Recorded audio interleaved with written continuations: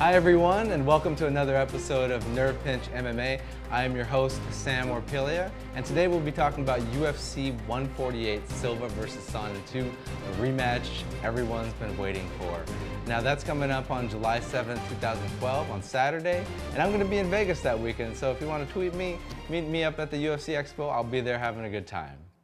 If this is the first time you've joined us for Nerve Pinch MMA, let me give you a breakdown of what we're going to be talking about. The first segment we have is called Against the Odds, where I'll be talking about the odds going on in the main card fights of UFC 148, and I'll kind of give you a feel for how I think you should be betting on those fights.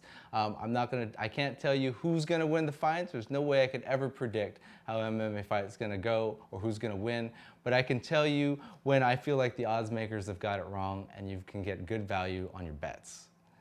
In the next segment after that, we'll be doing breaking it down, where I'll be talking about the fights in depth, give you my analysis, and kind of give you my opinion on how that fight is going to go, and tell you how the fight could end based on each fighter's strengths and weaknesses.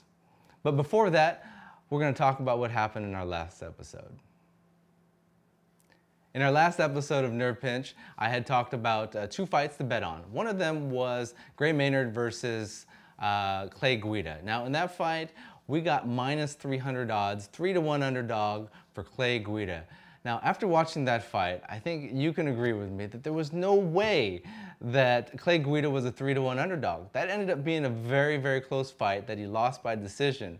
But I felt like I got good value on that fight, and I don't feel bad that I lost that because the process was right. We found a fight where it was over, where one guy was favored too highly. We took the underdog. It was a really close fight, but we lost. And in the second fight that I had recommended on was Wanderlei Silva versus Rich Franklin. Another case of, sometimes things just don't go your way. Where Wanderlei looked like he was going to finish that fight in the first round. I was jumping out of my chair when he had, Rich Franklin hurt, but he didn't end up finishing him. Franklin recovered and ended up winning that fight by decision. Again, Wanderlei was the underdog in that fight. I don't feel bad about the process because I felt like I did pick good value there, even though we lost again on that bet. I don't feel like I made a bad decision on that fight.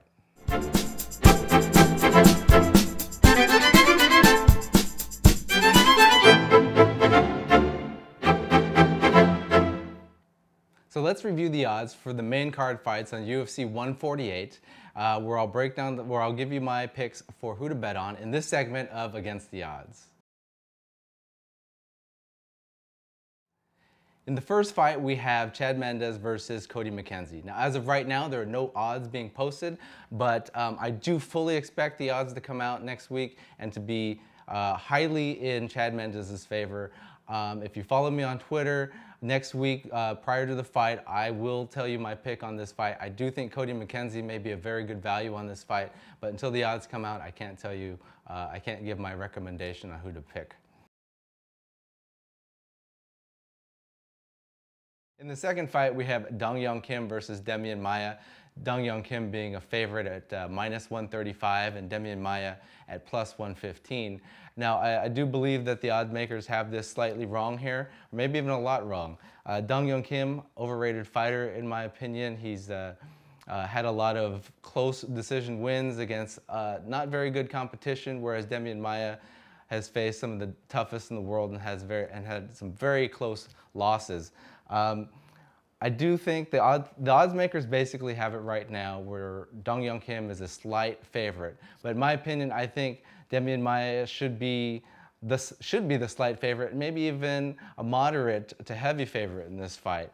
So I do think the proper play here, the best value is to bet on Demian Maia, just because I do believe after you watch this fight, you're going to see him impose his will and show that he's the better fighter.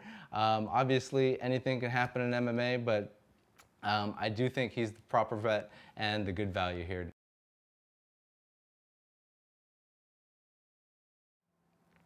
In the third fight, we have Cung Le versus Patrick Cote. Currently, no odds are being posted on this fight. I think Patrick Cote should be a heavy favorite on this, but we'll see what it looks like when the odds get posted.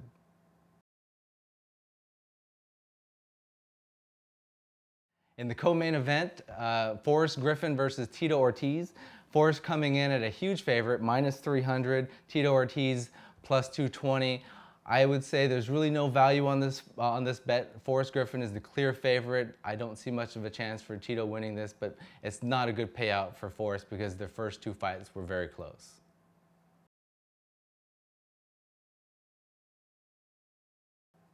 And in the main event, we have Anderson Silva versus Chael Sonnen. Anderson Silva, heavy favorite, minus 280. Chael Sonnen, plus 220 underdog. I think these odds are accurately reflecting what's going to happen in this fight. Anderson Silva should win this fight based on the fact that he's the best fighter in the world, and I don't see Chael Sonnen being the one to take that title from him.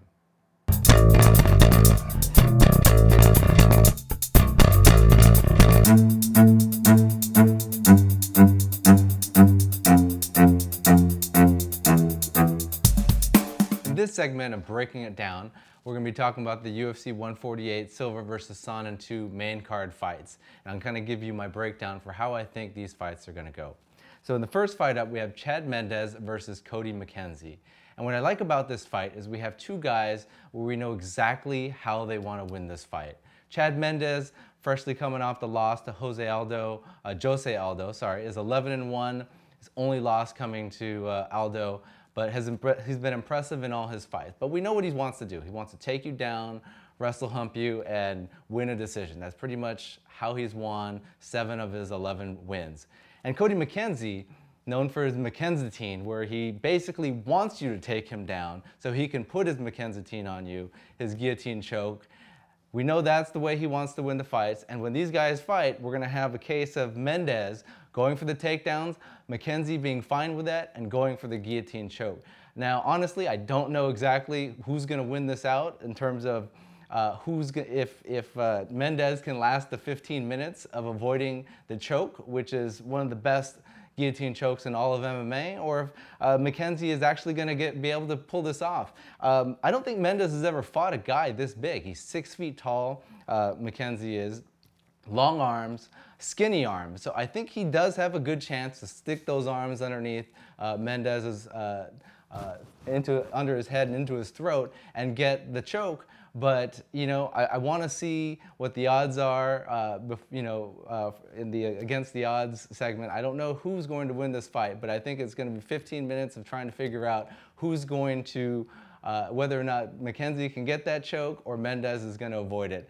And I think there's a good chance, honestly, a 50-50 chance of McKenzie getting that within 15 minutes if he doesn't get finished, which Mendes is not known for doing. In the next fight, we got Dong Young Kim versus Demian Maia. Now, Demian Maia is making his welterweight debut, coming down from middleweight to fight Dong Young Kim. And, you know, Dong Young Kim is considered a favorite here based on his track record. He's 6-1 in the UFC with 1 no contest, and Demian Maia is 9-4. But Maia's reached the height of the middleweight division. He fought Anderson Silva for the title, didn't win, lost the decision. Pretty lopsided in terms of how the fight went, but close on the scorecards. I think Dong Young Kim's a little overrated. He's got a good record of 6-1 with 1 no contest, but he lost that no contest against Karo Parisian, so he really should be 6-2 when you look at it. He only got that overturned because Karo tested positive for some some painkillers. But other than that, he should be actually 6-2. And if you look at the level of competition of guys he's fought, it's actually been very low, with Karo Parisian probably being the best guy he's Karo and Rory McDonald being the best guys he's fought, and he lost to both of them. He beat Nate Diaz, which was a very close fight, and Nate Diaz is a lightweight. He's not a great finisher, so I don't see him. I don't see a good reason as to why he should be the favorite here. Maia is an experienced grappler. He's going to be the bigger fighter in this fight.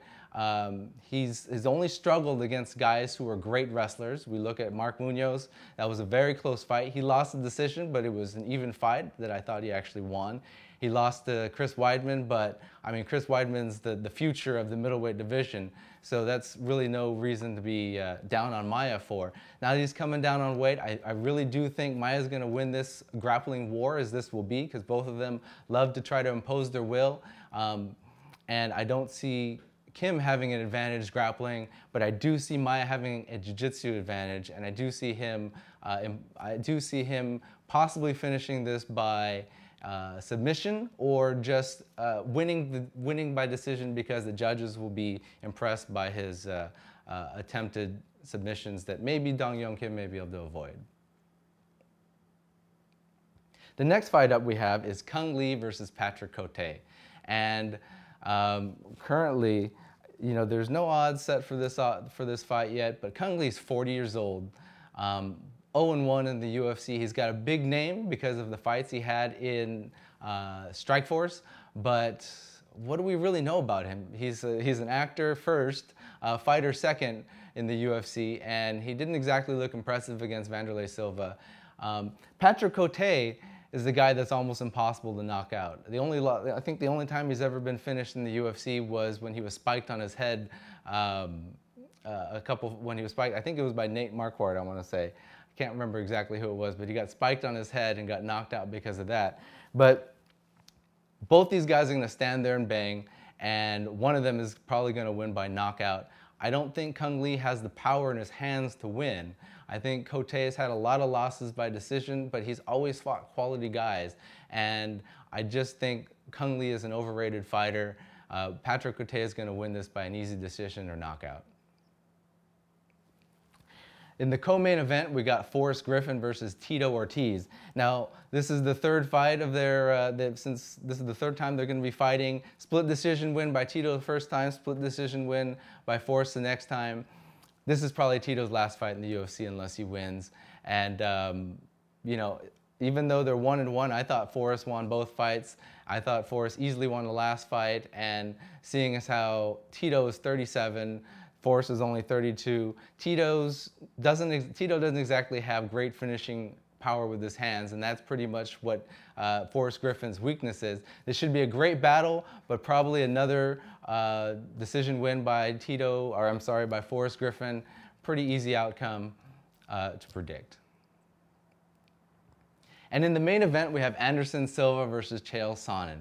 Now, this fight has one of the main tenets I always have is never bet on emotion, because it'll always interfere with how you think a fight's going to go. But in this case, it's hard for me not to, because I have a history with these two fighters in the sense that I distinctly remember putting money on the first fight, thinking Chael Sonnen all the way, and for 23.5 minutes, I was counting my money as he dominated Anderson Silva.